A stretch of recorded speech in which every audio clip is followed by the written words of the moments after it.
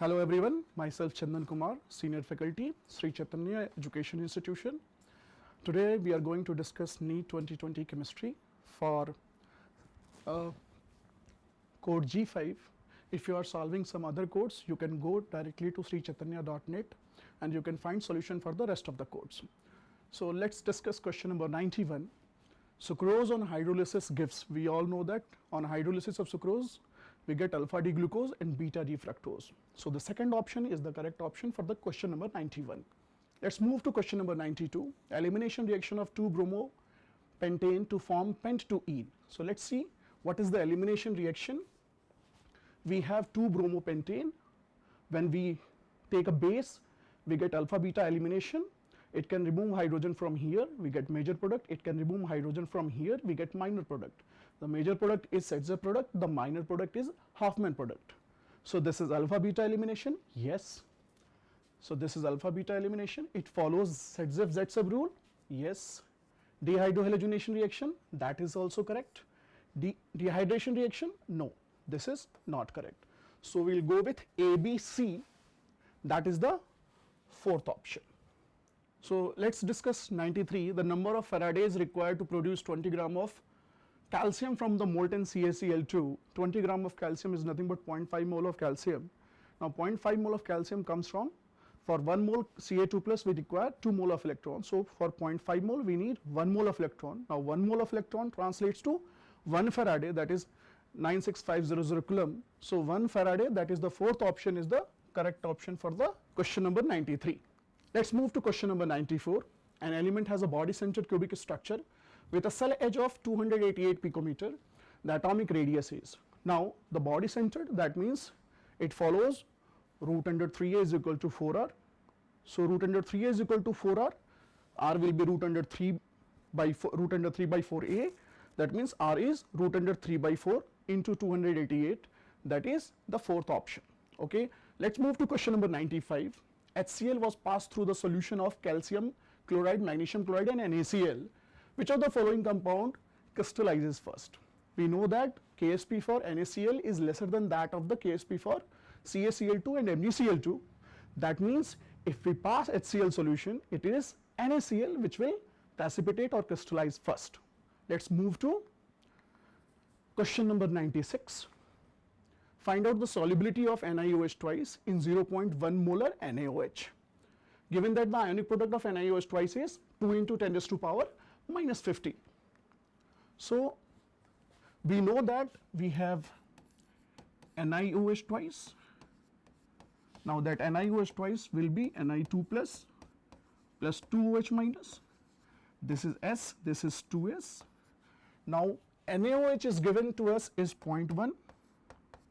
So Ksp will be S into 2S plus 0.1 square. Now the 2S is nothing in front of 0.1 or insignificant we can say. So we will get S as 2 into 10 raised to power minus 13 mole per liter. So the fourth option for question number 96 is correct. Let's take the question number 97. For the reaction 2Cl gas giving us Cl2 gas, the correct option is, so here two chlorine atoms are forming bond together to form chlorine molecule. Two particles of the chlorine are combining together to give one particle of the chlorine. So for this reaction, since bond is being formed, enthalpy of the reaction will be negative.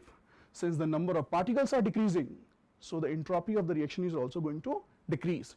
So delta H reaction will be less than 0, delta S reaction will also be less than 0. Question number 98. Which of the following is correct order of increasing field strength of ligands to form coordination compounds? This is from spectrochemical series. We know that the fourth option which follows the correct order, Cn minus is greater than oxalate and F minus and then SCN minus. So the fourth option is the correct option for the question number 98. Let's say question number 99. Cr2 plus we have 3d4 4s0 and then we have number of unpaired electron 4. The magnetic moment is root under n into n plus 2, that is root under 4 into 4 plus 2, it will translate to root under 24 Bohr magnetron. So for question number 99, it is the first option which is correct. Let's move to question number 100. which of the following set of molecules will have zero dipole moment? So if we look at the third option is having all the molecules which is going to have zero dipole moment. So let's see, we have BF3, this dipole will cancel the resultant of this dipole. Now this dipole will cancelling each other, this dipole will be cancelling each other, and finally this dipole will cancel this dipole. So finally we have the third option where every molecule is cancelling, having a zero dipole. So third option is correct for the question number 100. Now let's move to 101. The following metal, so we have basically find out which is the responsible cation for the transmission of the nerve signal. We all know that it is sodium plus and potassium plus, which is responsible cation for the transmission of the nerve signal. So for 101 it is potassium, which is the correct option. So the third option is correct for 101. Let's move to question number 102. An alkene on ozonolysis gives methanol, one of the product its structure is. So we are having one product as a methanol, the only possible structure will be the second one, because on ozonolysis here we will get the methanol. So here if we ozonolyze it for reductive ozonolysis, it will give us methanol as a product. So for question number 102 it is the second option which is correct. Now moving to question number 103.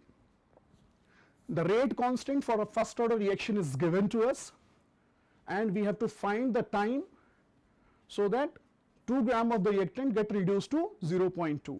We know this is the first order reaction, we will apply the formula Kt is equal to 2.303 log N naught upon Nt. N naught is the initial concentration, Nt will be the final concentration. So with this formula we will get T is equal to 500 second. So for question number 103 it is second option which is correct, that is 500 second. Now let's move to question number 104.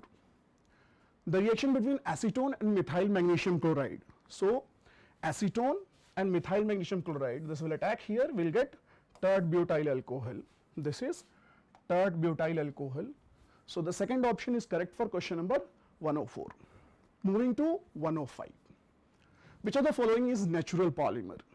Looking at the option, the fourth option is nothing but natural rubber. Cis 1,4 polyisoprene is nothing but natural rubber. It is made up of isoprene. So isoprene is the monomer and the polymer is cis 1,4 polyisoprene. So for question number 105, the fourth option is correct option. Now let's move to 106. We have to identify the correct statement from the following. A is CO2 is used as refrigerant for the ice cream and frozen food. Now here if we look carefully, it is CO2 gas. It is the CO2 solid which is used, not the gas. So the first option is not correct. For B, the structure of C60 contains 12 carbon rings and 25 5-member rings. So basically it is 12 6-member rings and 25 5-member ring.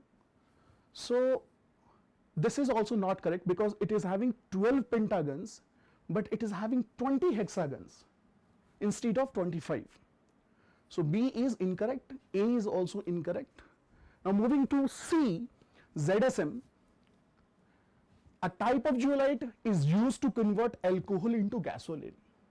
This is correct, we know that ZSM5 can be used to convert alcohol into fuel. Now the D option, CO is colorless and odorless gas. Yes, CO is colorless and odorless gas. So out of these 4 options, only 2 options are correct, that is C and D. So the third option is correct for 106, that is C and D.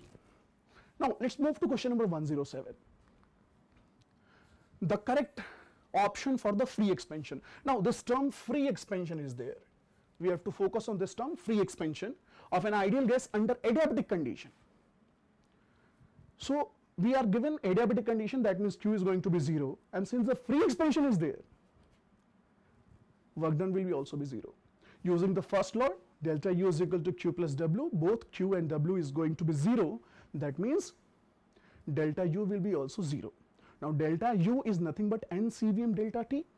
Now delta T will be also 0. So for this adiabatic, this kind of adiabatic expansion, we are going to have all three, Q, delta T and W, all three going to be 0. So the fourth option is going to be correct for question number 107. Let's move to question number 108. Which of the following oxo acid of sulfur has peroxy linkage? That is the linkage between oxygen and oxygen. We have H2SO4, H2S2O8, H2S2O7 and H2SO3. If you look at the structures, we know that H2S2O8 is having a peroxy linkage here. That means the second option is the only correct option for the question number 108, that is H2S2O8 peroxodisulfuric acid. Question number 109, identify the compounds in the following reaction. So we have been given this reaction, we have to find X. So if you look, there is only one possibility to get the product if there are 2 chlorine atoms attached to the carbon, not 3. So usually we do this mistake. Here there is only 2 chlorine atom which should be coming in X. So this 2 hydrogen will be replaced and we get 2 chlorine atom. So if we see the second option is correct, we'll get 2 chlorine atom which will hydrolyze to give its aldehyde. So for this reaction, second option is correct option.